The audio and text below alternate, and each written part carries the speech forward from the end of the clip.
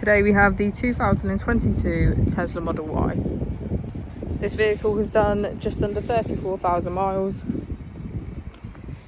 It has an automatic transmission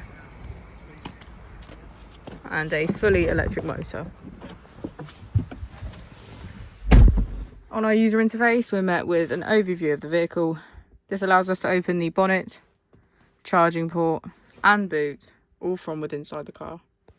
If we click on our Tesla icon in the bottom right, we can access our controls, dynamics, charging, autopilot, schedule, safety, service, and software. Within safety, we have advanced features such as a pin to drive and a glove box pin. If we go back into software and click on additional vehicle information, we can get a deeper analysis of the vehicle spec. The Model Y comes with a 360 degrees camera, and with that you can access your dash cam. If we press here, we can access our climate control, which includes heated seats on either side, heated steering wheel, and a heated windscreen. As we go into the back of the vehicle, we can see that it has a full leather black interior and get a good view of our panoramic roof.